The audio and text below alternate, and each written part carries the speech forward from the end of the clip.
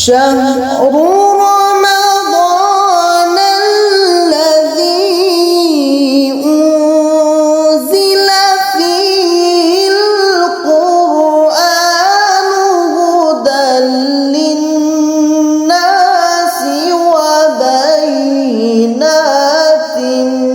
من الهدى والفرقان.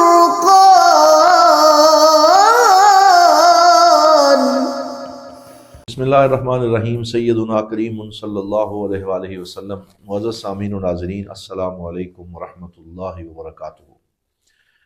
مرکزی دارالعلوم محمدیہ غوثیہ بیرا شریف کی رمضان ٹرانسمیشن 2026 ضیاء القلوب کے عنوان سے آپ کی خدمت میں حاضر ہیں، اور رمضان المبارک کی پرنور ساعتیں ہیں، اور ہم سب اللہ رب العزت کی بارگاہ میں رمضان کے روزے اور مناجات پیش کر رہے ہیں. دعا ہے اللہ کریم ہم سب کے روزے اپنی بارگاہ میں قبول فرمائے، اور رمضان مبارک کی ان خوبصورت ساعتوں کی برکتیں ہمیں نصیب فرمائے.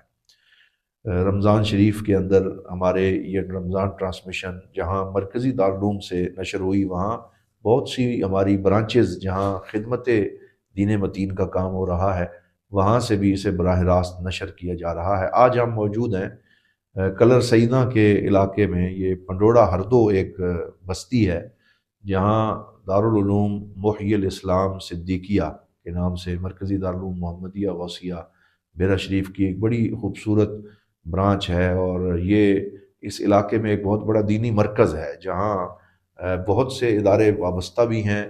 اور یہاں نیریاں شریف حضرت خواجہ پیر علاؤ الدین صدیقی رحمۃ اللہ تعالی علیہ، ان کا یہ لگایا ہوا ایک چمنستان ہے اور ان کا فیضان ہے. صوفی محمد شریف نقشبندی صاحب زیدہ مجدہ، ان کی شبانہ روز کاوشوں کا ثمر ہے، اور ان کے صاحبزادگان صاحبزادہ محمد عاصم شریف صاحب اور صاحبزادہ علامہ جناب محترم محمد ثاقب شریف الازہری صاحب، وہ اس ادارے کے انتظام و انصرام کو دیکھ رہے ہیں. بہت بڑی خوبصورت بلڈنگ ہے اور ایک دیدہ زیب عمارت ہے، اور اس میں دن رات خدمت دین کا کام ہو رہا ہے، شعبہ حفظ درس نظامی. تو انشاءاللہ آپ اس کی ڈاکومنٹری بھی پروگرام کے آخر میں سماعت فرمائیں گے. ابھی ہم آج اپنے موضوع کی طرف آتے ہیں. حدیث کی استنادی حیثیت آج ہمارا موضوع ہے، اور ہمارے جو میزبان بھی ہیں اور آج کی اس گفتگو کے اسکالر علامہ محمد ثاقب شریف الازہری صاحب، یہ ان کا تخصص ہے حدیث پاک. جامعہ الازہر مصر سے انہوں نے اس میں اپنی ڈگری مکمل کی ہے، اور اب وہ پی ایچ ڈی کے مرحلے میں ہیں. تو آج ہم ان سے بات کریں گے کہ علم حدیث کی کیا استنادی حیثیت ہے، اور قرآن کے بعد جو سنت اور حدیث ہے اس کا کیا اعتبار ہے، کیا معیار ہے. کیونکہ بہت سے لوگ علم حدیث کے حوالے سے شکوک و شبہات پیدا کرتے رہتے ہیں، اور اس علم کی کمی، جو اس علم کا معیار ہے، اسے نعوذ باللہ کم کرنے کی کوشش کرتے ہیں، دن بدن مشکوک بناتے ہیں. اور ہمیں ایسی آوازیں بھی سننے کو ملتی ہیں کہ جب یہ کہا جائے کہ قال رسول اللہ صلی اللہ علیہ وآلہ وسلم، تو کیونکہ اس میں ایک قال آپ نے صحابی کے لیے کہا اور دوسرا رسول اللہ صلی اللہ علیہ وسلم کے لیے کہا، تو آپ نے گویا کہ دین کے اندر غیر نبی کو نبی کی حیثیت دے دی. اس طرح کی پوسٹیں شیئر ہوتی ہیں، اور جس میں اس صحابی کے اس قول کی اس اہمیت کو ختم کرنے کی کوشش کی جاتی ہے، اور لوگوں میں شکوک و شبہات پیدا کیے جاتے ہیں. تو آئیے اس حوالے سے ہم گفتگو کرتے ہیں. جی السلام علیکم. وعلیکم السلام ورحمۃ اللہ وبرکاتہ. کیسے مزاج ہیں جناب؟ الحمدللہ. سب سے پہلے تو میں ڈاکٹر صاحب آپ کی بارگاہ میں حدیت شکر ادا کرتا ہوں. آپ نے ماشاءاللہ ایک طویل سفر کیا ہے اور یہاں پہ تشریف لائے. اللہ تعالیٰ آپ کو جزائے خیر عطا فرمائے. اور یہ جو آپ نے رمضان ٹرانسمیشن کا جو آغاز کیا ہے، بہت سالوں سے ہو چکا ہے، لیکن ایک نئی اس کے اندر جو جدت آئی ہے، تو یہ قابل تعریف عمل ہے. اللہ تعالیٰ آپ کو مزید برکتیں عطا فرمائے. اور اسی طرح جو آج آپ نے موضوع کا انتخاب کیا ہے اور میرے ذمہ یہ جو ڈیوٹی آپ نے لگائی ہے، تو انشاءاللہ عزیز ابھی ابتدا ہوگی، تو اللہ تعالیٰ توفیق عطا فرمائے اور خیر کے کلمات کہنے کی توفیق عطا فرمائے. جی. اس میں سب سے پہلے آپ یہیں سے آغاز فرما دیں کہ سند کی خصوصیت دین متین کے اندر کیا ہے، اور اس حوالے سے آپ کی کیا ریسرچ ہے. بسم اللہ الرحمن الرحیم. اس حوالے سے ناظرین کرام، بڑی یہ مہم باتیں ہیں، اور بڑے ہی تحمل مزاجی سے ان چیزوں کو پڑھنے کی ضرورت ہے، سمجھنے کی ضرورت ہے اور سننے کی ضرورت ہے، کیونکہ یہ جو دین ہم تک پہنچا ہے 14 صدیاں ہو چکی ہیں، یہ ایک دن کی بات نہیں ہے، 2 دن کی بات نہیں ہے، کوئی 2-3 افراد کی بات نہیں ہے کہ ان کے ذریعے ہمیں یہ دین پہنچا، بلکہ ایک نسل سے دوسری نسل، اور سرکار دو عالم صلی اللہ علیہ وآلہ وسلم نے اپنے جلیل القدر صحابہ ان کے سامنے دین کی عملی شکل کو پیش کیا، اور پھر صحابہ کرام رضوان اللہ علیہم اجمعین سے اگلی نسل کو پہنچا، نسل در نسل کرتے کرتے یہ دین ہم تک پہنچا ہے۔ تو جہاں تک حدیث کی استنادی حیثیت ہے تو اس کے اندر سند کی بات آتی ہے۔ جب بھی ہم احادیث مبارکہ کا مطالعہ کرتے ہیں، کسی ایک کتاب کی بات نہیں ہے، 2 کتابوں کی بات نہیں ہے، سینکڑوں کتابیں ہیں، اور جلیل القدر جو علماء ہیں انہوں نے ان کو تصنیف کیا ہے، بے شک، اور عمریں لگی ہیں اور صدیاں لگی ہیں۔ آج اجماع کی بات ہوتی ہے، کہتے ہیں کثرت کے ساتھ جو روایت کرتے ہیں، تواتر کی بات ہوتی ہے، تو حدیث جس تواتر کے ساتھ اور جس طرح سند کے اوپر گفتگو ہوئی ہے اس کو بھی ان لوگوں کو مد نظر رکھنا چاہیے۔ قرآن کا جب ہم مطالعہ کرتے ہیں تو اللہ رب العزت نے ارشاد فرمایا یا ایھا الذین آمنوا ان جاءکم فاسق بنبأ فتبینوا۔ جب بھی احادیث پہ بات ہوتی ہے تو اس کی ایک سند آتی ہے، ساتھ اس کا ایک متن آتا ہے۔ تو قرآن کریم کے اندر اللہ رب العزت نے گویا یہ اشارہ فرما دیا کہ جب تمہارے پاس کوئی خبر آئے، اور خبر بھی کوئی ایسا شخص لے کے آ رہا ہو جو فاسق ہے، تو اس میں چھان پھٹک کر لو، اس میں غور و فکر کرو۔ تو یہاں پہ جو قرآن کے اندر لفظ فاسقن آیا ہے تو علماء نے اس کو تعبیر کیا کہ یہ سند ہے، یہ راوی ہیں جو خبر لے کے آ رہا ہے، ایک شخص سے دوسرے شخص کو روایت کر، اور بنا بہین یہ متن کی بات ہو رہی ہے۔ اور یہ یاد رکھیں کہ جتنی بھی خدمت ہوئی ہے، سند کی جتنی بھی خدمت ہوئی ہے، یہ متن کی حفاظت کے لیے ہوئی ہے۔ آج محدثین پہ اعتراض کر دیا جاتا ہے کہ یہ اسانید کے پیچھے بھاگتے ہیں لیکن متن کی حفاظت نہیں کرتے، یہ ایک شبہ ہے کہ متن کے بارے میں غور و فکر نہیں کرتے۔ یاد رکھیں جتنی بھی سند کی جو خدمت ہوئی ہے وہ متن کی حفاظت کے لیے ہوئی ہے، اصل نظر جو تھی وہ متن کے اوپر صحیح۔ اب یہ جو سند ہے، یہ جلیل القدر علماء اور محدثین نے بیان فرمایا کہ یہ امت مسلمہ کے خصائص میں سے ایک خصوصیت ہے، اور اس سند کی جو اہمیت ہے میں آپ کے سامنے جلیل القدر علماء کی نصوص رکھتا ہوں۔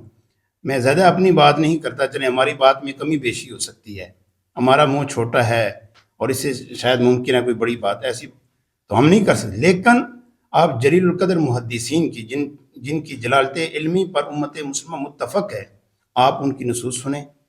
آج یہ بڑے افسوس سے کہنا پڑتا ہے کہ میڈیا کے سامنے، سوشل میڈیا کا دور ہے، 4-5 کتابیں رکھ کے یا اردو کی 5-6 کتابیں پڑھ کے تو اپنی تراث پہ لوگ کیا کر رہے ہیں، وہ طعن و تشنیع کر رہے ہیں۔ تو آپ یہ اسانید جو ہے نا خصوصیت کی بات کی تو میرے ذہن میں آیا کہ جہاں علم الاسناد امت مسلمہ کی خصوصیت ہے، وہاں علم الانساب بھی امت مسلمہ کی خصوصیت ہے۔ جی بالکل ایسے، اور ان دونوں کا باہمی بھی بڑا ربط ہے، یعنی جہاں سند کی بات ہوگی وہاں نسب کی بات ضرور ہوگی۔ اس کے پورا علم التاریخ ہے، اور انشاءاللہ جی میں آگے چل کے علم التاریخ پہ بھی گفتگو کروں گا کہ بعض دفعہ ہماری کتب احادیث کو فقط علم التاریخ کہہ کر اس کی طرف، اور عموماً یہ مشہور ہے کہ تاریخ کے اندر تو وہ یابس ہے، تو یہ کہہ کہ جی بخاری بھی ایک تاریخ کی کتاب ہے اور اس کو کیا صرف نظر کرنے کی کوشش کی جاتی ہے۔ تو ان چیزوں کو بھی، یعنی یہ ایسی ابحاث ہیں جو بڑی آرام سے، تحمل مزاجی کے ساتھ اور متخصصین سے سیکھنے کی ضرورت ہے، ٹھیک ہے۔ تو وہ انشاءاللہ عزیز درمیان گفتگو جب بھی بات آئی تو اس پہ ضرور بات کریں گے کہ علم التاریخ ایک عام لفظ ہے، اور اس علم التاریخ کے اندر ایک علم ہے جس کو علم اسماء الرجال کہا جاتا ہے، اور اس علم کے اندر ایک علم ہے جس کا نام ہے علم الجرح والتعدیل۔ تو ہر جگہ کو اپنی جگہ پہ رکھا جائے گا، اس کے مطابق سمجھا جائے گا، حالانکہ یہ قرآن بھی جو ہے نا یہ علم التاریخ کے اندر آتا ہے۔ نہیں، وہ تو علامہ ابن حجر نے نخبہ میں نزہہ کے اندر فرمایا نا کہ خبر اور حدیث کے درمیان عموم خصوص مطلق ہے، کہ ہر حدیث خبر ہے لیکن ہر خبر حدیث نہیں ہے، تو یہ بالکل بجا ہے۔ تو اگر ان چیزوں کو ایک طریقے کے ساتھ سمجھا نہیں جائے گا، آپ متخصصین سے جو اسپیشلسٹ ہیں، ہر فن کے جو ماہرین ہیں ان کے پاس نہیں، یہ باریک بینیاں ہیں، تو تو آج کل جو لوگ ہوتے ہیں وہ چھوٹی چھوٹی باتیں لے کے دائیں بائیں کرتے ہیں، جس کی وجہ سے شکوک و شبہات جنم لیتے ہیں، اور لوگ جو ہے نا اپنی قرآن و سنت جو ہماری اساس ہے، جن پہ ایمان ہے ہمارا، جو ہماری بنیاد ہے، اس سے دائیں بائیں ہو جاتے ہیں۔ تو یہ امام محدثین کے ایک بہت بڑا نام ہے حضرت عبداللہ بن مبارک رضی اللہ تعالیٰ عنہ۔ آپ سے سند کی اہمیت پہ 3 قول جو ہے نا وہ بڑے مشہور ہیں، جو آپ کی طرف منسوب کیے گئے ہیں۔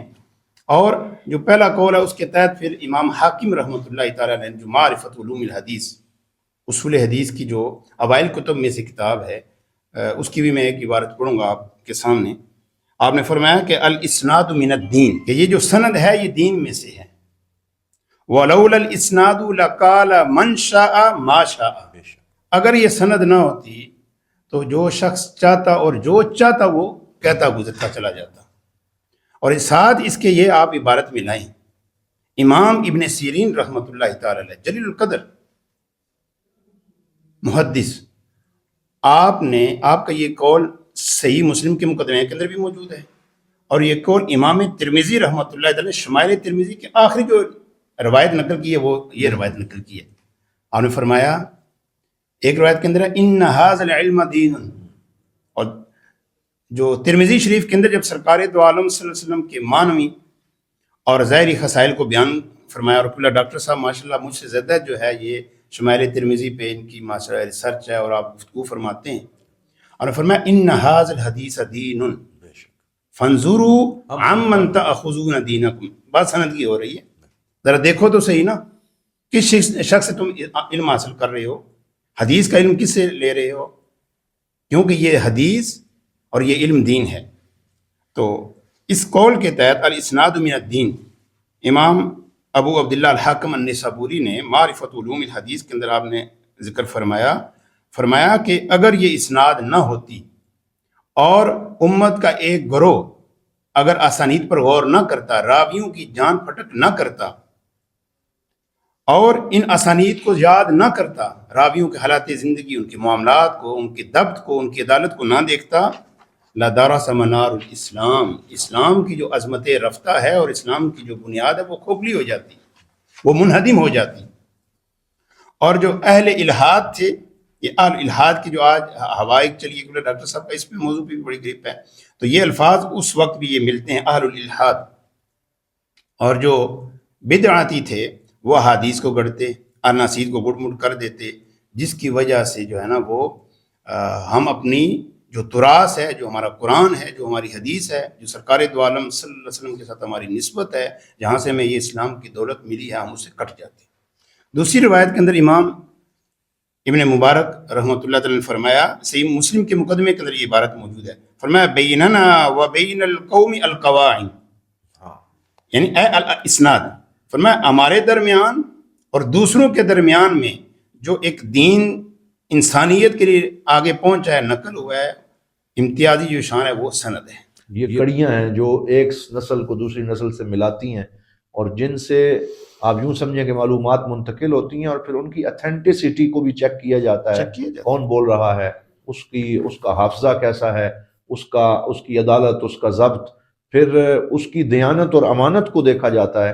تو بالکل یہ جو آپ نے چیزیں رپورٹ کی ہیں یہ سند کی اس اہمیت کو واضح کرتی ہیں۔ اسی کی روشنی میں یہ مجھے ذہن میں میری بات ہے، میں آج ہی مطالعہ کر رہا تھا، پہلے بھی کئی دفعہ یہ عبارت میری نظروں سے گزری ہے کہ خلافت عباسیہ کے دور جو خلیفہ عباسی تھا، اس کے سامنے یہود کی ایک جماعت آئی اور انہوں نے ایک وثیقہ سامنے رکھا، اور انہوں نے کہا جی یہ وثیقہ وہ ہے جو خیبر کے بعد جو ہم پہ جزیہ لازم ہوا تھا، یہ اس کے اسقاط کو لازم کرتا ہے، اور یہ حضرت مولا علی مشکل کشا، حضرت مولا علی مشکل کشا علی رضی اللہ تعالیٰ عنہ، سیدنا علی المرتضیٰ رضی اللہ تعالیٰ، انہوں نے یہ لکھا ہے۔ تو کہتے ہیں وہ جو خلیفہ تھا، اس کا جو وزیر تھا، انہوں نے پھر یہ کیا کہ انہوں نے کہا کہ اس کا کون جواب دے کہ یہ سرکار دو عالم سے ان کی طرف منسوب کر رہے ہیں کہ وثیقہ ہے ہمارے سامنے پیش کیا، ہم کیا کریں؟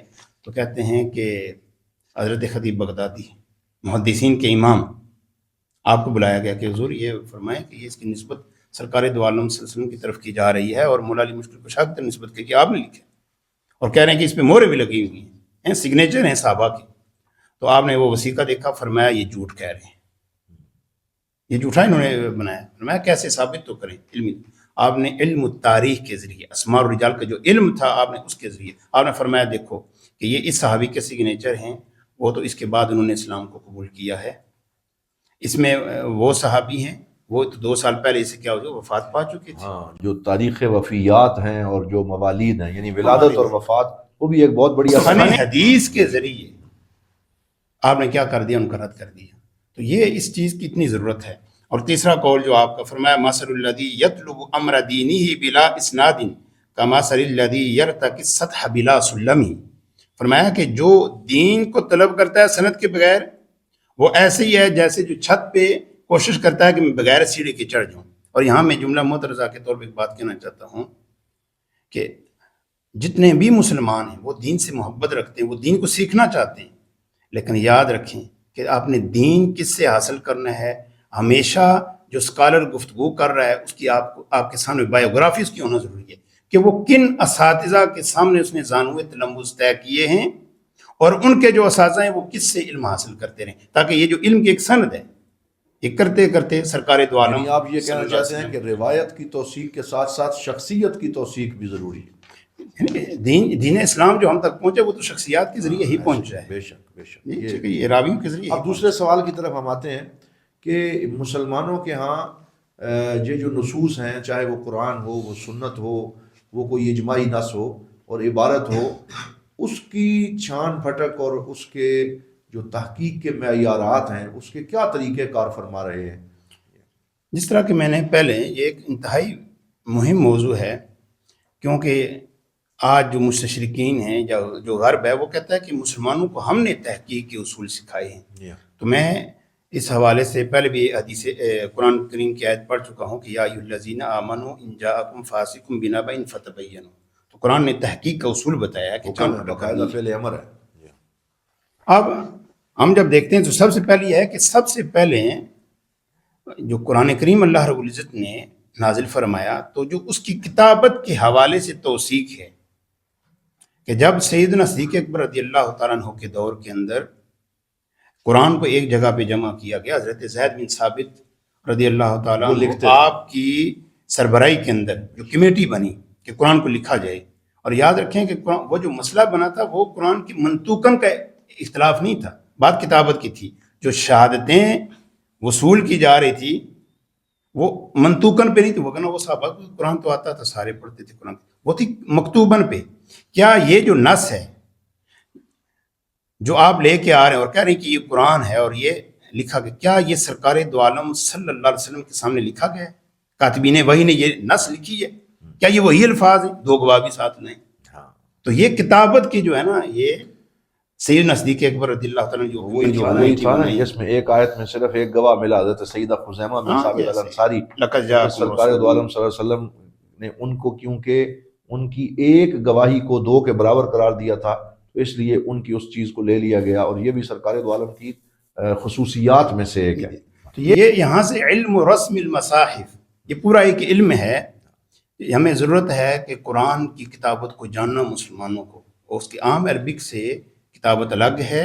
اور ایسے ایسے قرآن کے اندر بھی الفاظ کے 2 الفاظ ایک جیسے ہیں لیکن دونوں کا معنی بھی ایک ہے، لیکن لکھنے میں وہ اور ہے اور یہ اور ہے. کیونکہ سرکار دو عالم صلی اللہ علیہ وسلم کے سامنے جب کاتبین وحی نے لکھی اور سرکار نے، اور بعض روایات کے اندر ہے کہ جبریل امین وہاں پر موجود ہوتے تھے، اگر کہیں پہ ہوتی پرابلم تو اسی وقت اس کی تصحیح کی جاتی تھی. تو یہ ایک تحقیق کا کیا ہے معیار ہے.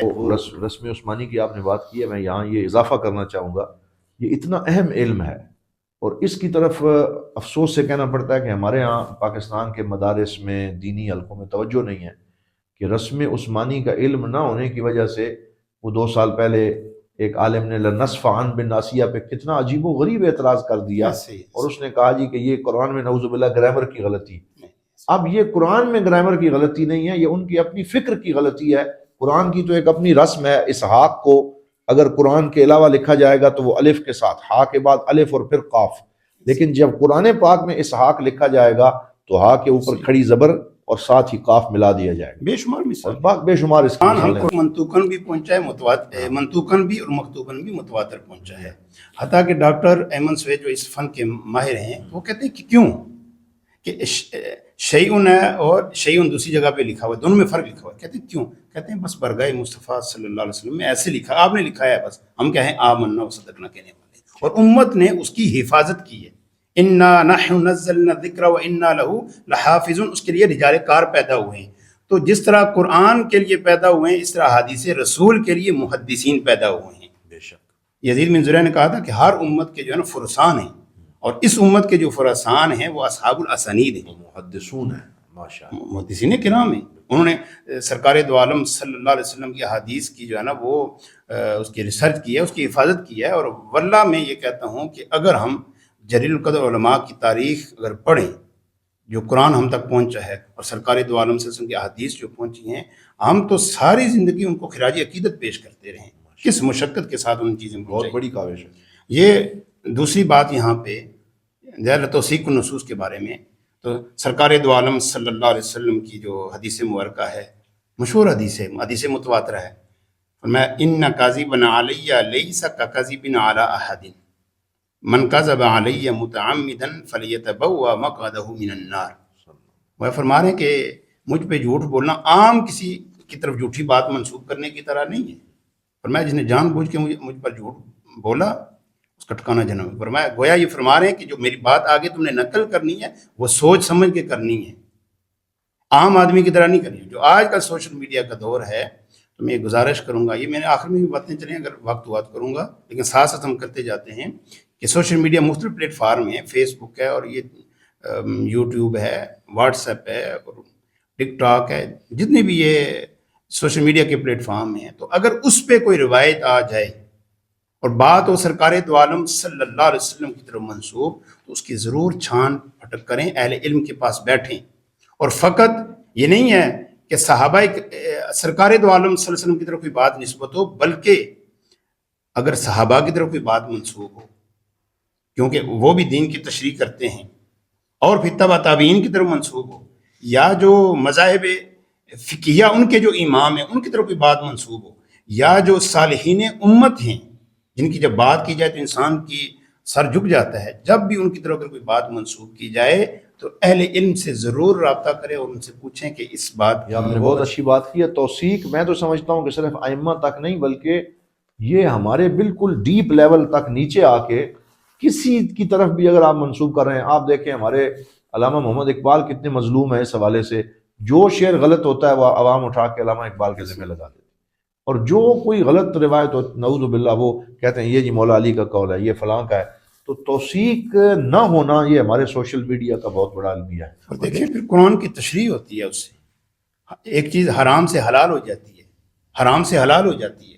اسی وجہ سے جب علم الجرح و تعدیل کے اندر ابن حجر رحمۃ اللہ تعالی علیہ نے، جو علماء الجرح و تعدیل ہیں، جو کسی کی جرح کرتے ہیں، تو فرمایا کہ خطورۃ التشدد، یہ اتنا خطیر کام ہے کہ اگر ایک راوی ہے، اگر آپ کے پاس علم نہیں آپ گفتگو نہ کریں جی.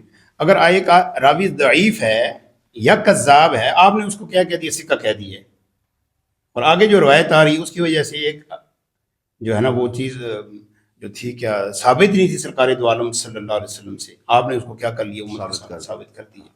اور اگر آپ نے ایک ثقہ راوی کو کیا کہہ دیا آپ نے کہ یہ ضعیف ہے یا یہ جھوٹا ہے، اس کی وجہ سے جو اس حدیث سے ایک حکم ثابت ہونے جا رہا تھا آپ نے اس کے درمیان میں کیا کر دیا، آپ کا یہ جو نا علمی ہے، جہالت رکاوٹ بن گئی ہے.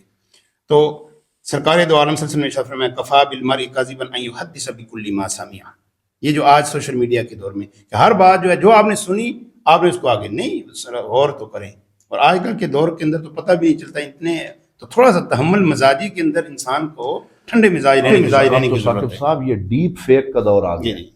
اور ڈیپ فیک یہ ہے کہ یہ جو چیٹ جی پی ٹی اور اے آئی ہے اس کے ذریعے نہ صرف توثیق، اب تو آواز بھی وہ بنا لی جاتی ہے اور چہرہ بھی وہ بنا لیا جاتا ہے، اور وہ کہتے ہیں جی فلاں بندہ یہ بات کر رہا ہے، حرکات و سکنات، یہ باقاعدہ ایک ڈیپ فیک ہے. اور تو یہ اسلام جو ہے نا ہماری اس چیز کی طرف کیا کرتا ہے، رہنمائی کرتا ہے. اب یہ جو قواعد و ضوابط ہیں صرف سرکار دو عالم صلی اللہ علیہ وسلم کی حدیث مبارکہ کے اندر، یہ تو آپ نے اس کی طرف تنبیہ فرمائی ہے، توجہ دلائی ہے، اور اس کی حفاظت پہ صحابہ کرام رضوان اللہ علیہم اجمعین نے جو آپ نے ایک جیل تیار کی، ایک نسل تیار کی ہے. حضرت ابو موسیٰ اشعری رضی اللہ تعالیٰ، مشہور قصہ ہے کہ حضرت عمر بن خطاب رضی اللہ تعالیٰ عنہ کی بارگاہ میں حاضر گار میں دستک دی 3 دفعہ دستک دی، آپ واپس تشریف لے گئے. جب حضرت عمر بن خطاب نے بلایا، فرمایا کہ میں کچھ مشغول تھا تو آپ کہاں تشریف لے گئے؟ فرمایا کہ یہ تو حدیث کے اندر آیا کہ 3 دفعہ دستک دو، نہ جواب آئی چلے جاؤ. تو سیدنا عمر بن خطاب رضی اللہ تعالیٰ عنہ جو ہے نا وہ غصے میں آئے. آپ نے فرمایا کہ ابو موسیٰ اشعری اس پہ گواہ لاؤ کہ جو بات منسوب کر رہے ہو سرکار دو عالم صلی اللہ علیہ وسلم کی طرف، اگر یہ ثابت نہ ہوئی لَأُوجِعَنَّ ظَهْرَكَ وَبَطْنَكَ أَوْ لَتَأْتِيَنَّ بِمَنْ يَشْهَدُ لَكَ عَلَى هَذَا. اب یہ نہیں ہے کہ وہ صحابی رسول ہیں، صحابہ سارے کے سارے عادل ہیں، یہ نہیں ہے کہ وہ جھوٹ ان پہ تہمت لگا رہے تھے، یہ اہمیت بیان ہو رہی ہے اس کام کی. بلکہ فرمایا کہ یہ جو سرکار دو عالم صلی اللہ علیہ وسلم کی طرف بات منسوب کر رہی ہو، لاؤ گواہ، نہیں تو میں تمہاری پیٹ کو جو ہے تکلیف پہنچاؤں گا اور تمہارے پیٹ پہ بھی. تو حضرت ابو موسیٰ اشعری فی المسجد میں تشریف لے کے صحابہ سے پوچھا، اور سیدنا ابو سعید خدری رضی اللہ تعالیٰ عنہ کھڑے ہوئے، آپ نے گواہی دی کہ واقعی یہ سرکار دو عالم صلی اللہ علیہ وسلم نے ارشاد فرمایا. اور سیدنا عمر بن خطاب نے پھر افسوس کا اظہار فرمایا کہ ہمیں دنیا کے دیگر مشاغل نے مشغول رکھا اور بہت ساری باتیں ہم سن نہ سکے. اسی طرح حضرت ابو ہریرہ رضی اللہ تعالیٰ سے روایت ہے، یہ صحیح مسلم شریف کا جو مقدمہ ہے نا، یہ ہر بندے کو پڑھنے کی ضرورت ہے، اور بار بار پڑھنے کی ضرورت ہے، اور بار بار بیان کرنے کی ضرورت ہے. فرمایا کہ سرکار دو عالم صلی اللہ علیہ وسلم نے ارشاد فرمایا، بالکل اپنے زمانے کی آپ ان چیزوں کو فٹ کریں ذرا. سرکار دو عالم صلی اللہ علیہ وسلم اللہ کی عطا سے تو غیب کا علم رکھنے والے تھے، غیب کی خبریں دینے والے تھے. سرکار دو عالم صلی اللہ علیہ وسلم نے ارشاد فرمایا، یکون فی آخر الزمان دجالون کذابون یأتونکم من الاحادیث بما لم تسمعوا انتم ولا آباؤکم. فرمایا یہ دجال اور کذاب آئیں گے اور تمہیں ایسی ایسی حدیثیں بیان کریں گے جو نہ تم نے سنی ہیں نہ تمہارے آباء و اجداد نے سنی ہیں. اور ہماری یہ اس پہ یعنی انسان روئے کہ آج کل ہماری محافل کی یہ کیفیت ہے کہ اگر مشہور حدیث بیان کی جائے اس پہ واہ واہ نہیں کرتے، لیکن اگر کوئی ایسی موضوع روایات یا گڑھی ہوئی روایت بیان کی جائے جو کبھی کسی نے سنی نہیں ہے تو اس پہ کہتے ہیں ماشاءاللہ یہ تو عالم بڑا تگڑا ہے، ماشاءاللہ ہیں جی، نہیں ہمیں باتیں ایسے. تو جو غرائب قسم کے اقوال ہوتے ہیں اس پہ محدثین نے بڑا کلام کیا ہے. فَإِيَّاكُمْ وَإِيَّاهُمْ لَا يُضِلُّونَكُمْ وَلَا يَفْتَنِنُونَكُمْ. اور ایک روایت کر کے میں اجازت چاہوں گا، اتنے آگے پھر ہم بڑھتے ہیں. سیدنا عبداللہ بن عباس کی روایت ہے، اور یہ روایت بھی صحیح مسلم کے مقدمے کے اندر موجود ہے. تو اس کے اندر توثیق النصوص بھی آتی ہے اور سند کی اہمیت پہ بھی آتی ہے کہ بشیر العدوی حضرت ابن عباس کے پاس آئے اور گفتگو کرنا شروع کر دی. قال رسول اللہ صلی اللہ علیہ وسلم، قال رسول اللہ صلی اللہ علیہ وسلم، کہ سرکار دو عالم صلی اللہ علیہ وسلم نے یہ فرمایا، سرکار دو عالم صلی اللہ علیہ وسلم نے یہ فرمایا. اور ابن عباس تشریف فرما ہے، نہ ان کی طرف دیکھ رہے ہیں نہ ان کی گفتگو کی طرف توجہ دے رہے ہیں، نہ سن نہیں رہے. تو بشیر ادوی جو ہے نا وہ بڑے متعجب ہوئے کہ یہ کیا ہے. فقال یا ابن عباس ما لی لا اراک تسمع لحدیثی احدثک عن رسول اللہ صلی اللہ علیہ وسلم ولا تسمع. کہ آپ کو کیا ہو گیا ابن عباس، آپ تو سرکار کے چچا زاد ہیں اور آپ صحابی رسول ہے کہ میں آپ سے سرکار دو عالم صلی اللہ علیہ وسلم کی باتیں کر رہا ہوں اور آپ میری بات سن نہیں رہی ہو. یہ اکثر جو جذباتی قسم کے لوگ بھی ہوتے ہیں نا، جب کوئی پروپیگنڈا کرنا تھا، جی ہم اللہ اور رسول کی باتیں کر رہے ہیں، جی ہم اللہ اور رسول کے نعرے لگا رہے ہیں، اور آپ ہمارے ساتھ جو ہے نا آپ ہماری ہاں میں ہاں نہیں ملا رہے ہوتے ہیں. جو جلیل القدر علماء ہوتے ہیں ان پہ تان و تشنیع ہمارے پاس، اور یہ ساری لا علمی ہے، جہالت ہے، اس پہ بھی ہمارے نوجوانوں کو غور کرنے کی ضرورت ہے. تو حضرت ابن عباس نے فرمایا انا کنا مرۃ اذا سمعنا رجلا یقول قال رسول اللہ صلی اللہ علیہ وسلم ابتدرته ابصارنا واصغینا الیہ باذاننا.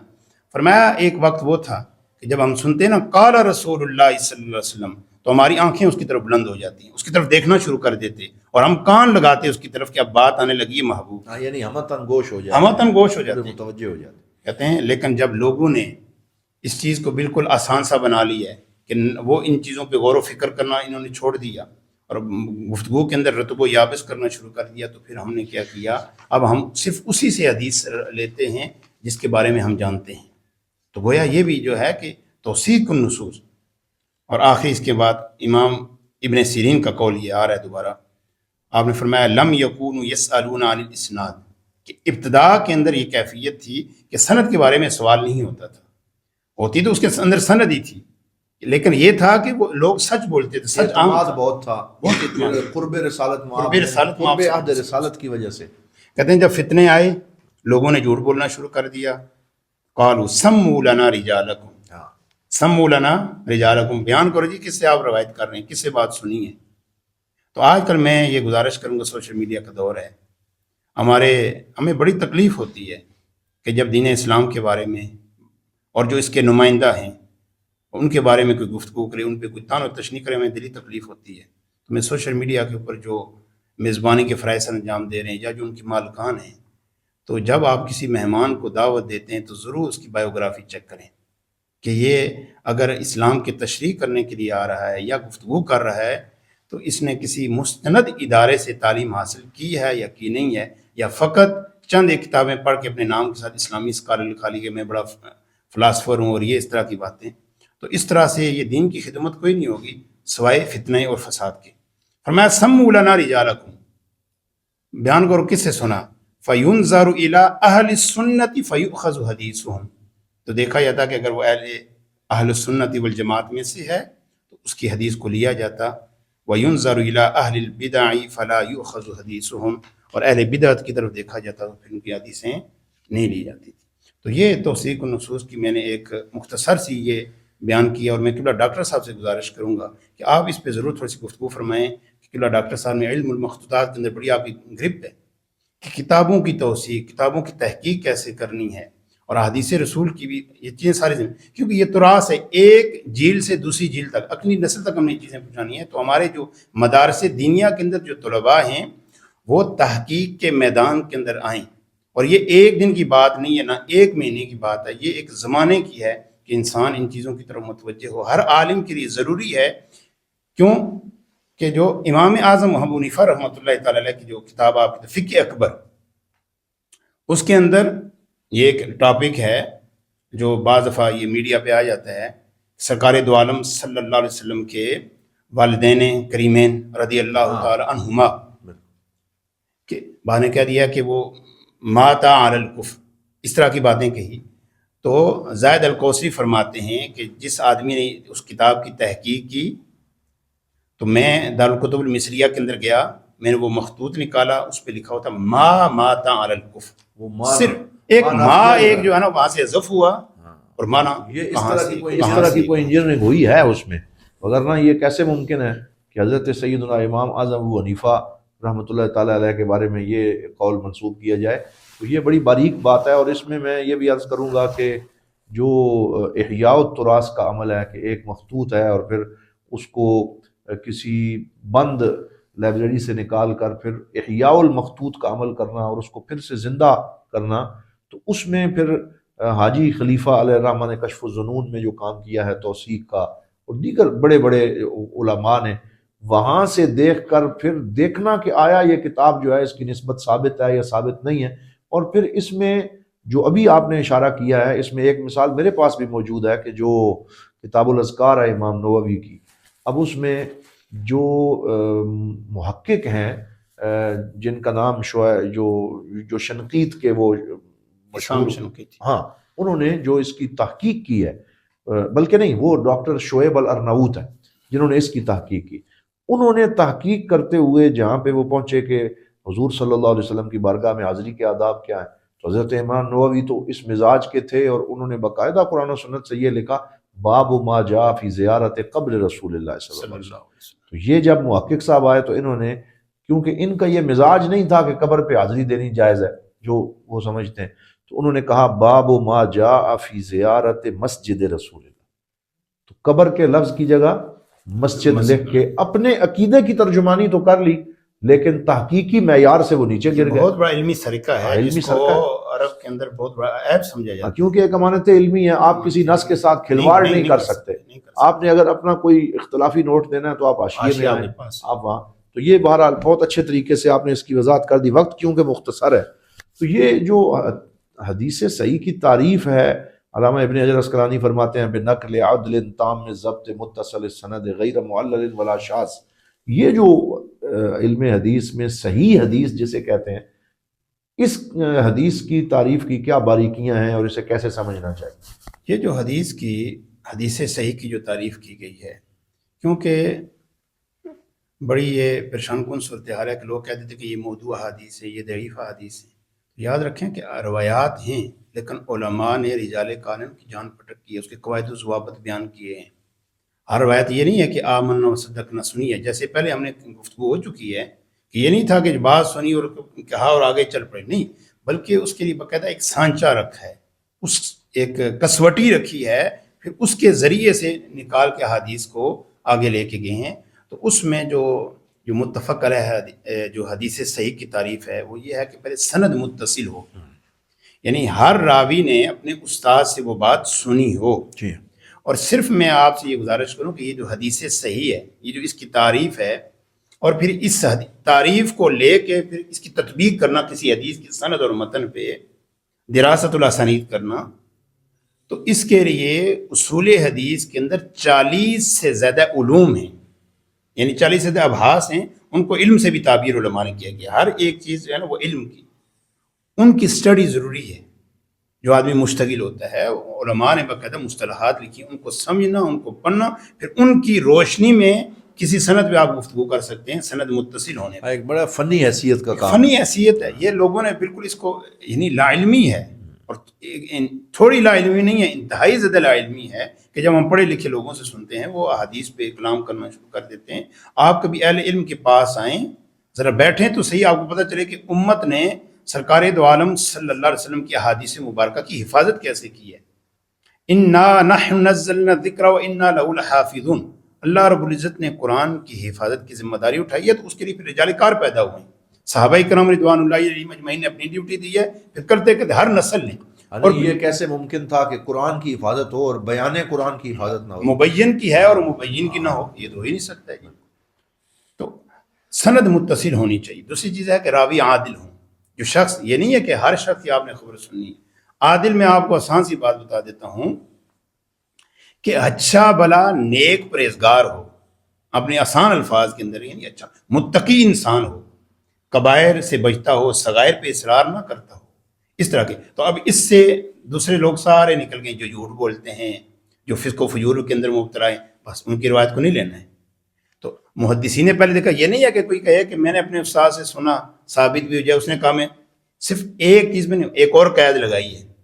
فرمایا ٹھیک ہے، سند متصل آپ نے اپنے استاد سے سنا ہے، یہ کوئی آپ یہ بندہ نیک پرہیزگار بھی ہے یا نہیں ہے؟ اور علماء چیک کرتے تھے ساری، علم الجرح و تعدیل پورا ایک علم ہے۔ جب نیک پرہیزگار ہے تو فرمایا تیسری چیز ضبط ہے۔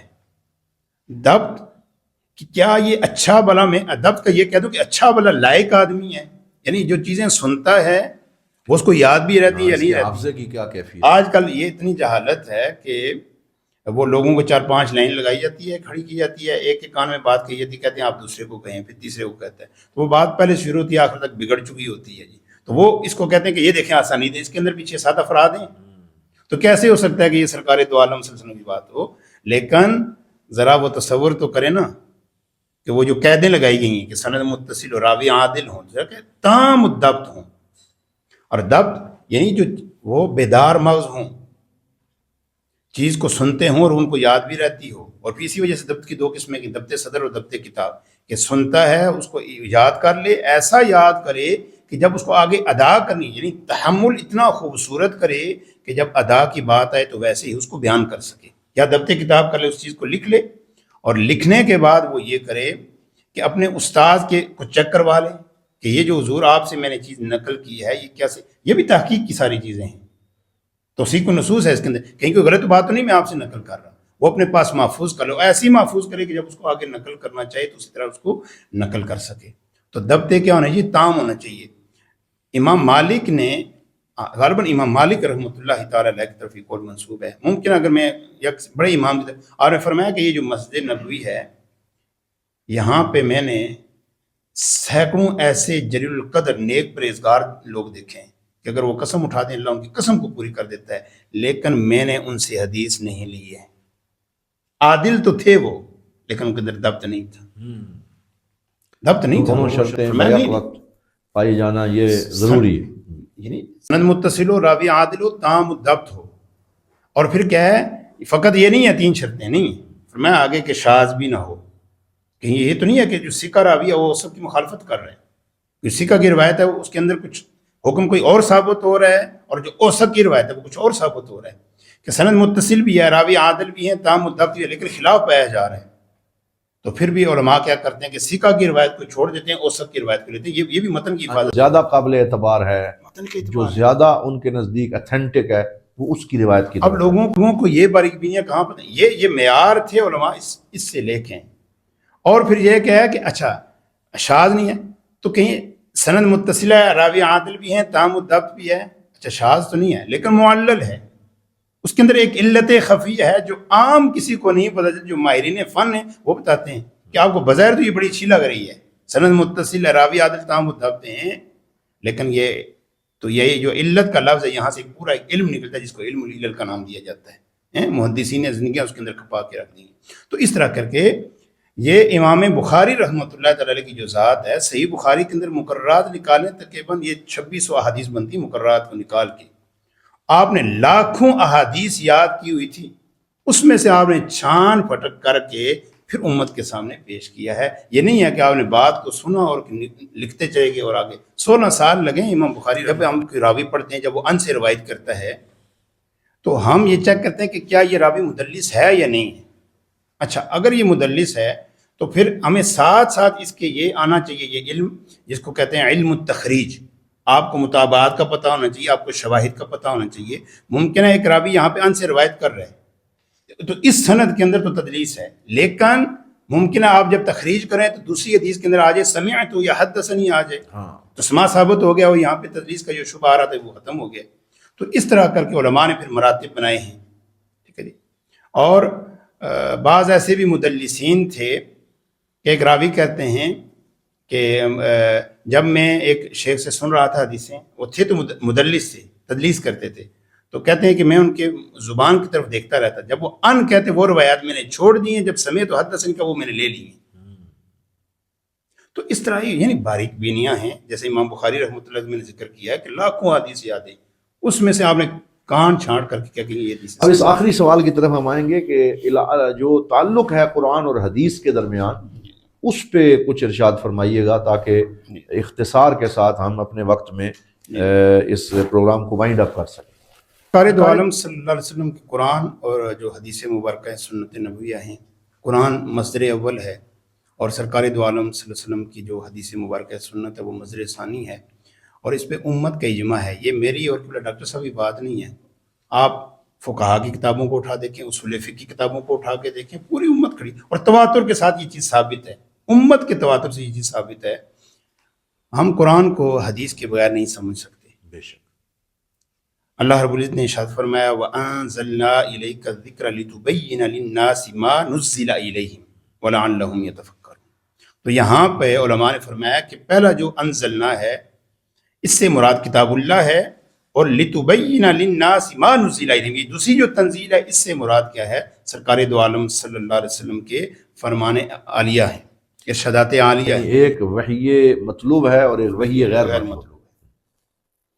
اگر سرکار دو عالم صلی اللہ علیہ وسلم کی یہ جو حدیث مبارکہ ہیں، اگر سیرت، اگر آپ اس کو چھوڑ دیں گے درمیان سے، اور یہاں پہ چلیں ایک اور جملہ مترجم میں کہتا ہوں، سرکار دو یہ جو قرآن ہے، قرآن کا ثابت ہونا بھی حدیث متواتر ہے، یعنی قول رسول سے ثابت ہے. سرکار دو عالم صلی اللہ علیہ وسلم نے فرمایا کہ یہ قرآن ہے، صحابہ نے کہا آمنو، بارگاہ مصطفیٰ سے. باریک بات ہے اور اہم بھی ہے.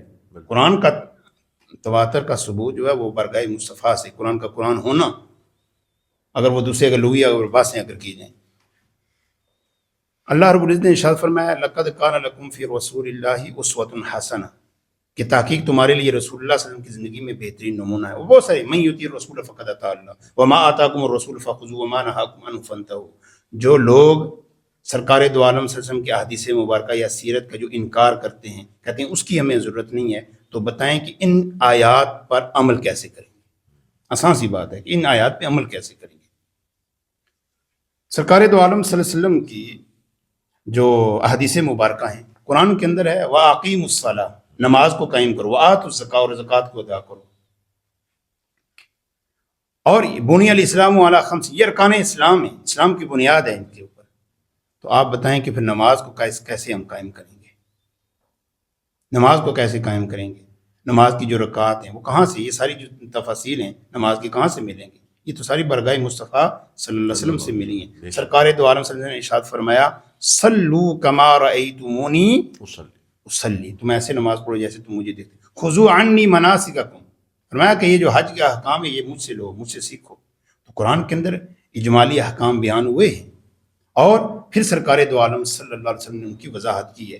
صحابہ کرام رضوان اللہ علیہم اجمعین کی جو جلیل القدر جماعت ہے وہ بھی سرکار دو عالم صلی اللہ علیہ وسلم کے بتائے بغیر ان کو بھی قرآن کی سمجھ نہیں ہے، جو عربی دان تھے، جو ان کو زبان کو سمجھنے والے تھے، ان کو بھی سمجھ نہیں ہے۔ اصل میں جو لوگ علم حدیث کا انکار کرتے ہیں یا ڈینائل کی طرف جاتے ہیں، وہ سرکار دو عالم صلی اللہ علیہ وسلم کی نبوت کی جو تشریعی حیثیت ہے کہ آپ شارع ہیں، شارح بھی ہیں اور شارع بھی ہیں، یعنی مشرع ہیں اور شریعت عطا فرمانے والے ہیں، کیونکہ بہت سے احکام ایسے بھی ہیں جو ظاہری طور پہ قرآن حکیم میں نہیں ہے لیکن ڈائریکٹ سرکار دو عالم۔ جی بالکل۔ بلکہ مجھے یاد ہے کہ ایک حدیث پاک پڑھی کہ جس میں رسول اللہ صلی اللہ علیہ وسلم نے فرمایا انما احل رسول اللہ کما حل اللہ، اس طرح کے اس میں الفاظ ہیں کہ جس کو رسول اللہ حلال کریں وہ ایسا ہی ہے جیسے اللہ نے حلال کیا، اور جس کو رسول اللہ حرام قرار دیں وہ ایسا ہی ہے جیسے اللہ نے اس کو حرام قرار دیا۔ قرآن کے اندر رب نے فرمایا کہ سرکار کی یہ شان ہے کہ وہ جو ناپاک چیزیں ان کو حرام فرماتے ہیں، جو طیبات ہیں ان کو، اور تم پر جو بوجھ ہے ان کو سرکار دو عالم صلی اللہ علیہ وسلم اٹھاتے ہیں۔ اور یہ جو ڈاکٹر صاحب آپ نے فرمایا کہ جو ایک بات تو جناب بعد میں کروں گا، یہ آپ نے جس کی طرف اشارہ کیا ہے کہ سرکار دو عالم صلی اللہ علیہ وسلم شارع ہیں، یعنی چیزوں کو حلال بھی فرماتے ہیں اور حلال بھی فرماتے ہیں اللہ کے اذن سے۔ اللہ نے یہ شان عطا فرمائی، ذالک فضل اللہ یؤتیہ من یشاء، جس طرح رسالت کا منصب عطا فرمایا، ختم نبوت کا منصب عطا فرمایا، تو ایسے یہ چیزیں کیا ہیں، حلال اور حرام ہونے کا بھی اللہ کی بارگاہ سے آپ کو یہ اذن دیا گیا۔ سرکار دو عالم صلی اللہ علیہ وسلم کی حدیث مبارکہ، جس طرح کہ آپ ایک عورت کو اس کی خالہ اور پھوپھی کے ساتھ آپ جمع نہیں کر سکتے ایک ہی نکاح کے اندر، ایک ہی وقت کے اندر۔ صحابہ نے فرمایا رسول اللہ صلی اللہ علیہ وسلم ان تنکح المرأة علی عمتها او خالتها، یہ حکم کہاں سے ثابت ہے؟ سرکار دو عالم صلی اللہ علیہ وسلم کی حدیث مبارکہ ثابت ہے۔ اسی طرح جو چیز نسب سے حرام ہوتی ہے وہ رضاعت سے بھی کیا ہو جاتی ہے، حرام ہو جاتی ہے۔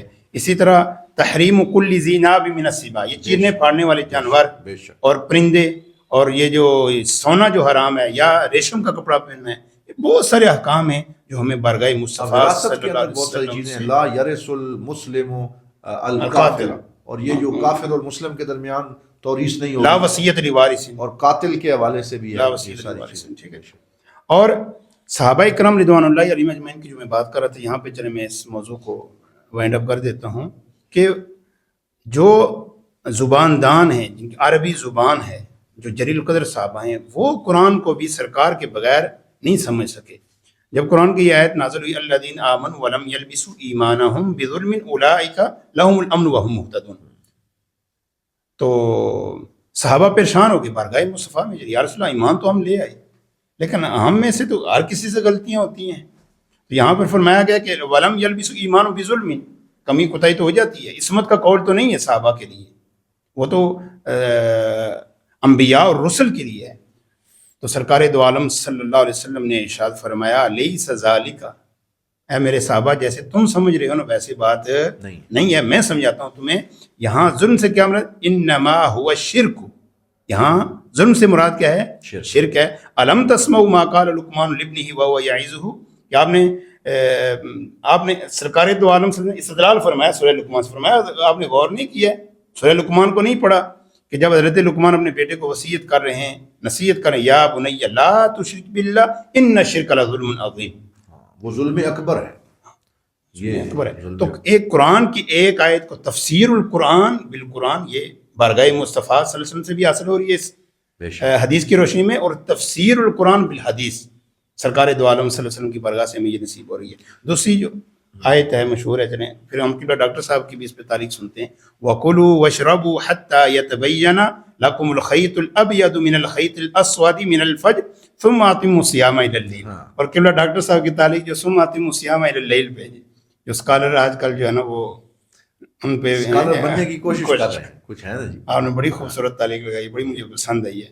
تو حضرت عدی بن حاتم رضی اللہ تعالیٰ عنہ، تو وہ دو دھاگے لے کے جو ہے نا وہ کہ جو سفید ڈورا ہے وہ سیاہ ڈورے سے کیا ہو جب واضح ہو جائے گا تو اس وقت روزہ بند کرنے کا وقت کیا ہو جائے گا اسٹارٹ. انہوں نے اس کی ظاہری کیفیت سمجھی کہ شاید تاکہ دیکھنے ہیں. تو دیکھیں وہ صحابی رسول ہیں, قرآن نازل ہوا ہے عربک میں جو ہے نا, قرآن نازل ہوا ہے ان کی زبان کے مطابق, لیکن پھر بھی بارگاہ مصطفیٰ صلی اللہ علیہ وسلم تشریف لائے. سرکار نے فرمایا خیط ابیض سے صبح صادق مراد ہے, اور خیط اسود سے مراد کیا جو وہ رات کی تاریکی ہے, اس سے جب وہ سفیدی نکلتی ہے تو یہاں پر بھی یہ مسئلہ ہے. خاص کر وہ جو آج کل کہتے ہیں جب تک اذان ہوتی رہے تو آپ کھاتے پیتے رہیں, وہ سرکار دو عالم صلی اللہ علیہ وسلم کی جو حدیث مبارکہ ہیں اس سے وہ استدلال کرنے کی کوشش کرتے ہیں. تو بظاہر دو احادیث ہیں, بظاہر ان کے اندر کیا تعارض نظر آتا ہے, لیکن سرکار دو عالم صلی اللہ علیہ وسلم کی حدیث کے اندر حقیقی طور پہ کوئی تعارض نہیں ہے. اس کے لیے علماء نے باقاعدہ ایک علم نکالا ہے جس کو کہتے ہیں علم مختلف الحدیث. بے شک تو علماء نے کتابیں لکھی ہیں اور سرکار دو عالم صلی اللہ علیہ وسلم کے اقوال کو سمجھایا ہے. شرح مشکل الاثار امام طحاوی رحمۃ اللہ تعالی کی مشہور کتاب ہے. اور ثم اتموا الصیام الی اللیل, پھر ڈاکٹر صاحب نے اس پہ بھی تاریخ لگائی ہے. تو اللہ تعالیٰ آپ کو جزائے خیر عطا فرمائے. میری کچھ گزارشات. بہت اچھا آپ نے اپنی اس میں سمجھتا ہوں کہ جامع اور مفصل گفتگو میں بہت ساری پہلوؤں کا احاطہ کیا. اب آخری کیونکہ مراحل ہیں تو طلباء جو ہمارے ساتھ اس پوری ڈسکشن میں بڑی ہمت کے ساتھ موجود رہے, اور میں سمجھتا ہوں کہ ثقیل آواز بھی تھیں لیکن انہوں نے خندہ پیشانی کے ساتھ ایک سماعت کیا. تو ہم چاہیں گے کہ ان کی طرف چلیں اور ایک ایک سوال ان کا شامل کر لیا جائے. اعوذ باللہ من الشیطان الرجیم, بسم اللہ الرحمن الرحیم. میرا نام محمد سارم ہے اور میں سال اول میں پڑھتا ہوں, اور اس ادارہ میں نے تجوید و قرات کا کورس کیا ہے. تو میرا یہ سوال ہے کہ ہم ان احادیث کو حفظ کرنا چاہتے ہیں, انہیں یاد کرنا چاہتے ہیں, تو اس کا اگر کوئی آسان طریقہ ہے. عزیزہ محمد سارم نے یہ کوشچن کیا ہے کہ سرکار دو عالم صلی اللہ علیہ وسلم کو احادیث کو ہم کیسے یاد کریں. تو یہ ماشاء اللہ حافظ قرآن ہیں اور بڑا اچھا قرآن پڑھتے ہیں, خوبصورت آواز کے مالک ہیں ماشاء اللہ. تو محدثین کرام کی یہ جلیل القدر علماء کی اور امت کی سنت ہے احادیث کو یاد کرنا. تو میں ان سے گزارش کروں گا کہ دیکھیں جب آپ میرے پاس پڑھتے ہیں تو آج کل ہمارے پاس یہ ہے کہ جو ہماری کتاب ہے تسہیل الانشاء, اس کے اندر ایک کتاب ہے, ایک باب ہے, اس کے اندر جو سبق ہے وہ احادیث مبارکہ کے بارے میں ہے. خیر الناس احسنہم خلقا, تو وہاں پہ غالباً 15 حدیث ہیں. تو وہ بھی ہم نے کلاس کے ابتدا کی ہوئی ہے. تو میں آپ کو ایک ایک حدیث وقتاً فوقتاً دیتا ہوں, وہ آپ یاد کریں. اور پھر میں آپ لوگوں سے یہ بھی گزارش کرتا ہوں کہ آپ ایک ڈائری بنائیں, کیونکہ آدمی سال اول سے ہوتا ہے, طالب علم کی ایک نیچر سی ہوتی ہے نا, بس وہ پہلے کہتا ہے بس اس سے میں فاضل ہو چکا ہوں سال اول سے, جی, اور وہ آگے کی طرف بڑھتا ہے. تو آپ ایک ڈائری بنائیں, اس کے اندر ان حدیث جو بھی حدیث آپ یاد کرتے ہیں نا اس کو کیا کریں وہاں پہ لکھیں, اور وقتاً فوقتاً وہاں سے گزریں. تو کم از کم وہ جو 15-20 حدیث ہیں وہ یاد کریں. اس کے بعد جو ہے آپ اربعین نووی کی طرف آئیں. اربعین نووی جو امام نووی رحمۃ اللہ تعالیٰ نے جو حدیث ذکر کی ہیں وہ بڑی آسان اور سہل ہیں. اور اس کے بعد پھر ریاض الصالحین, یہ آہستہ آہستہ جو ہے نا پھر انسان آگے کی طرف بڑھتا ہے. اس میں یہ کہنا چاہوں گا کہ الاربعین جو ہے امام نووی کی, اگر اس کو بنیاد بنا لیا جائے اور ابتداً 40 حدیث یاد کر لی جائے نا تو پھر آگے والا مرحلہ سارا آسان ہو جاتا ہے, کیونکہ اس میں برکت بہت زیادہ ہے. بسم اللہ الرحمن الرحیم. میرا نام احمد علی ہے, میں اس ادارہ میں ادیب عربی کی کلاس میں پڑھتا ہوں. تو میرا قبلہ ڈاکٹر صاحب سے سوال ہے کہ احکام حدیث کے متعلق ہماری رہنمائی فرمائیں. جی, میں ابتدا میں کچھ کہہ دیتا ہوں پھر تفصیلی آپ کچھ اس میں ارشاد فرما دیں. احادیث الاحکام سے مراد وہ احادیث ہیں جن میں سرکار دو عالم صلی اللہ علیہ وسلم نے کسی خاص چیز کا حکم دیا. ابھی آپ گفتگو سن رہے تھے کہ شارع حضور صلی اللہ علیہ وسلم ہے اور شریعت کے احکامات آپ عطا کرتے ہیں. تو ہر وہ حدیث جس میں کوئی حکم عطا کیا گیا ہے اس وہ حدیث احکام میں سے ہے. اب اس میں بہت اچھی اچھی کتابیں لکھی گئی ہیں. ویسے تو امام ابن حجر اسقلانی کیونکہ شافعی پوائنٹ آف ویو کی نمائندگی کرتے ہیں, لیکن ان کی جو کتاب بلوغ المرام فی احادیث الاحکام ہے وہ بہت خوبصورت اور بابرکت کتاب ہے, اس کو دیکھ لیا جائے. پھر اس کے علاوہ اور بھی بہت ساری کتابیں ہیں. میں چاہوں گا ثاقب شریف صاحب بھی اس پہ کوئی بات. عزیزم اس کے اوپر میں آپ سے یہ گزارش کروں گا, آپ ماشاء اللہ بھی آپ قدوری پڑھ رہے ہیں, مختصر قدوری, تو اس کے اندر بھی شروع میں چند ایک احادیث کی طرف ہے. پھر جو اس کی شرح ہے جو ہدایہ شریف ہے اس کے اندر احادیث ہیں, اس کی طرف اشارہ انہوں نے کیا ہے کہ سرکار دو عالم صلی اللہ علیہ وسلم نے ارشاد فرمایا. تو ان احادیث کو انسان جمع کرے، اپنے پاس لکھے، اور پھر جو اس کی تخریج کی ہے امام زیلعی رحمۃ اللہ تعالی نصب الرایہ کے اندر، یعنی یہ ایک شبہ بھی ہے، میں اختصار کر کے کہ فقہ حنفی جو ہے نا یہ حدیث کی طرف ان کا غور و فکر نہیں ہے. تو اس وقت جلیل القدر جو محدثین ہیں دنیا کے اندر اور جو اس سے پہلے گزر چکے ہیں، وہ کہتے ہیں علم التخریج کے اندر اگر تخریج کی بہترین کتاب آپ نے دیکھنی تخریج الحدیث بالعزم، یعنی عزم الحدیث جو کرنی ہے، وہ امام زیلعی کی نصب الرایہ کو دیکھیں. وہ انشاءاللہ عزیز آپ کو اس کی احادیث لکھوائی جائیں گی. پہلے ہم یہ کریں گے کہ مثلا کتاب الصلاۃ ہے، ہر جو کتاب ہے اس میں سے دو حدیث آپ کو یاد کروائیں گے، پہلا ہوگا. پھر ہر جو اس کے اندر باب ہے پھر ہم اس کے ڈیپلی اس کے اندر چلے جائیں گے، ہر ایک حکم کے پیچھے کیا ہے ایک حدیث موجود ہے سرکار دو عالم صلی اللہ علیہ وسلم. بسم اللہ الرحمن الرحیم. میرا نام محمد اسماعیل ہے، میں کلاس ثانوی اول میں پڑھتا ہوں. میرا آپ سے یہ سوال ہے کہ جس کے سامنے حضور صلی اللہ علیہ وآلہ وسلم کا نام لیا جائے، وہ اس کا حضور صلی اللہ علیہ وسلم پر درود پاک پڑھنا اگر وہ نہ پڑھے تو اس کے بارے میں کیا فرماتے؟ ہاں، یہ آپ پوچھنا چاہ رہے ہیں کہ حضور نبی رحمت صلی اللہ علیہ وسلم کا نام نامی جب لیا جائے تو پھر درود پاک پڑھنا، اس پہ کیونکہ خود اللہ کا اپنا حکم بھی موجود ہے، ان اللہ و ملائکتہ یصلون علی النبی، اور یہ باقاعدہ اس حوالے سے اس کی فرضیت اور اس کا ایک لازمی حصہ ہے. لیکن پھر جو احادیث طیبہ آ گئی ہیں ان میں رسول اللہ صلی اللہ علیہ وسلم نے ارشاد فرمایا کہ کئی احادیث میں کہ جس کے سامنے میرا نام لیا جائے اور وہ میرے اوپر درود نہ پڑے. ایک حدیث میں تو یہاں تک ہے کہ وہ خائب و خاسر ہو گیا وہ شخص. یہ جو آمین والی حدیث ہے کہ جب حضور نے ممبر کی سیڑھیوں پہ قدم رکھا، تو اس حوالے سے بڑا لازمی امر ہے. اور ہم یہ کہیں گے کہ اگرچہ اس میں وہ شدت تو نہیں ہے کیونکہ انسان کس وقت کسی حالت میں ہوتا ہے، لیکن اس میں بہت زیادہ اس کی میں یہ سمجھتا ہوں کہ ضرورت بیان کی گئی ہے، اور یہ ایمان اور محبت کا تقاضا بھی ہے. لہٰذا یہ چاہیے کہ جب بھی سرکار دو عالم صلی اللہ علیہ وآلہ وسلم کا نام، یہاں تک کہ علامہ امام شمس الدین سخاوی رحمۃ اللہ تعالیٰ نے القول البدیع کے اندر یہ لکھا کہ جہاں پر حضور کا نام نامی لکھے وہاں پورا درود شریف لکھے صلی اللہ علیہ وآلہ وسلم. یہ جو آج کل ہمارے یہاں ایک روٹین ہے کہ صلعم لکھ دیتے ہیں نعوذ باللہ، یا اس کے بجائے پورا درود شریف. اور یہ بھی ہے کہ جب تک وہ درود لکھا رہے گا تو فرشتے اس کے لیے بخشش کی دعا مانگتے رہیں گے، تو اس کی بہت بڑے فضائل موجود ہیں. ہم بہت زیادہ شکر گزار ہیں، آج آپ نے علم حدیث کی استنادی حیثیت کے اوپر بہت قیم اور خوبصورت گفتگو سنی علامہ محمد ثاقب شریف الازہری صاحب سے. ہم ان کے شکر گزار ہیں کہ انہوں نے بڑا وقت دیا اور بڑی تیاری کے ساتھ اس چیز کی اہمیت کو سمجھتے ہوئے انہوں نے اس پہ گفتگو فرمائی. اور جو طلباء اس ادارے کے اس ڈسکشن میں شریک ہوئے، ہم ان کا بھی شکریہ ادا کرتے ہیں. اور انشاءاللہ رمضان المبارک کے آنے والے دنوں میں کسی اور بیرا شریف کے تعلیمی مرکز سے براہ راست آپ یہ گفتگو سماعت کریں گے، جس سے یہ بھی اندازہ ہوتا ہے کہ حضرت ضیاء الامت رحمۃ اللہ تعالیٰ علیہ کا فیضان کیسے پوری دنیا میں عام ہو رہا ہے، اور اس کی آپ جاری فرما رہے ہیں حضور دیوان کریم حضرت قبلہ پیر محمد امین الحسنات شاہ صاحب دامت برکاتہم القدسیہ. اللہ کریم آپ کا سایہ عاطفت تادیر سلامت رکھے کہ انہی کی محبتوں سے اور سایہ عاطفت سے یہ سلسلہ خیر جاری ہے. آخر میں آپ علامہ محمد ثاقب شریف الازہری صاحب سے اس ادارے کا تعارف جو ہے اس حوالے سے مختصر گفتگو سماعت فرمائیں گے. والسلام علیکم ورحمۃ اللہ وبرکاتہ. بسم اللہ الرحمن الرحیم. ناظرین اکرام اور معزز سامعین ذی وقار، اس وقت آپ دیکھ رہے ہیں کہ ہم دارالعلوم محی الاسلام صدیقیہ پنڈوڑا ہردو تحصیل کلر سیداں ضلع راولپنڈی کے اندر موجود ہیں. قبلہ محترم مقام ڈاکٹر محمد نعیم الدین الازہری صاحب اپنی ٹیم کے ساتھ یہاں پہ تشریف لائے اور حدیث کی استنادی حیثیت پہ تفصیلی گفتگو ہوئی. مختصر سا تعارف میں آپ کو اس عظیم الشان ادارے کا کروا دیتا ہوں.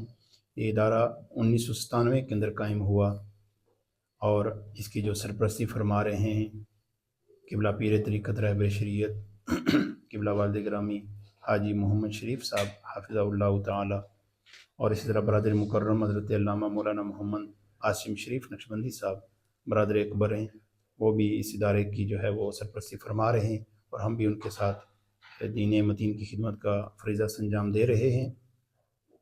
اس وقت یہ جو ادارہ ہے یہاں پہ یہ گرلز کیمپس بھی یہاں پر موجود ہے، بوائز کا بھی ہے، اور یہاں پہ تحفیظ القرآن اور درس نظامی علوم اسلامیہ دارالعلوم محمدیہ وہ سے بیرا شریف کا نصاب پڑھایا جاتا ہے. اسی طرح بچیوں کا ادارہ ہے، وہاں پر بھی تحفیظ القرآن اور شعبہ علوم اسلامیہ دارالعلوم محمدیہ غوثیہ بیرا شریف کا نصاب پڑھایا جاتا ہے، اور مڈل، میٹرک، FA BA یہ ساری تعلیم یہاں پہ دی جاتی ہے، کمپیوٹر کی یہاں پہ تعلیم دی جاتی ہے۔ اور اس وقت اس جو مرکز ہے یہاں پہ تقریباً 350 یہ طلباء و طلبات جو ہے نا وہ زیور علم سے آراستہ ہو رہے ہیں۔ اسی طرح یہ جو مرکزی ادارہ ہے اس کی آگے 40 سے زائد برانچز ہیں جہاں پہ دین متین کی جو ہے نا وہ خدمت سر انجام دی جا رہی ہے۔ یہ جو ادارہ ہے یہاں پہ جو ہے نا وہ قرآن کی تعلیم، اسی طرح تجوید و قرات کا کورس کرایا جاتا ہے، فن حدیث پہ یہاں پہ جو ہے نا وہ کورس کرائے جاتے ہیں، اسی طرح کنفرنسز کا جو ہے نا وہ انعقاد کیا جاتا ہے۔ گزشتہ سال عرف کے موضوع پہ جو ہے نا یہاں پہ ایک انٹرنیشنل کانفرنس کا انعقاد کیا گیا، یہاں کے ادارے کی جو المجلس الفقہی للتحقیق والافتاء ہے اس کے زیر اہتمام، جس کی سرپرستی حضرت علامہ مولانا استاذ گرامی قبلہ مفتی شیر محمد خان صاحب زیدہ مجدہ صدر دارالفتاء دارالعلوم محمدیہ غوثیہ بیرا شریف فرما رہے ہیں۔ تو ان کی نگرانی کے اندر انشاءاللہ اس سال بھی جو ہے وہ اپریل کے مہینے میں اجتہاد اور تقلید کے موضوع پہ ایک کانفرنس کا انعقاد کیا جا رہا ہے۔ تو یہ اختصار کے ساتھ کچھ چیزیں ہیں جو میں نے آپ کی سماعتوں کے نظر کی ہیں۔ سینکڑوں طلباء و طالبات یہاں اپنے دلوں کو نور قرآن سے منور کر چکے ہیں۔ 60 سے زائد طلباء کرام ہیں جنہوں نے یہاں پہ درس نظامی کی ہے، یہاں تعلیم مکمل کی ہے، اس کے بعد دارالعلوم محمدیہ غوثیہ بیرا شریف میں تشریف لے گئے اور وہاں سے سند فراغت کو حاصل کیا۔ اسی طرح ہمارے قبلہ والد گرامی حافظہ اللہ تعالیٰ کا یہ ویژن ہے کہ یہ جو ہم علم کی خدمت کر رہے ہیں، اور علم کے ساتھ ہی قوموں نے عظمت رفتہ پائی ہے کہ ہم یونیورسٹی کی طرف جائیں، اور ان کی یہ خواہش ہے کہ ہم آہستہ آہستہ آگے کی طرف بڑھیں، اور ایک دن آئے کہ یہاں پر جس طرح یہ علوم اسلامیہ کی جو تعلیم دی جاتی ہے، اس کے ساتھ ساتھ دنیاوی علوم کی جتنے بھی علوم ہیں، سائنس کی جتنے علوم ہیں، کمپیوٹر کی جو علوم ہیں، ایگریکلچر اور جتنے بھی علوم ہیں، وہ بھی یہاں پہ امت مسلمہ کے بچے تشریف لائیں اور ان چیزوں کو سیکھ سکیں۔ میں آپ کا بہت مشکور ہوں، اور قبلہ ڈاکٹر محمد نعیم الدین الازہری صاحب کا شکر گزار ہوں کہ آپ نے ذرا نوازی فرمائی اور یہاں پہ تشریف لائی۔ جزاکم اللہ خیرا۔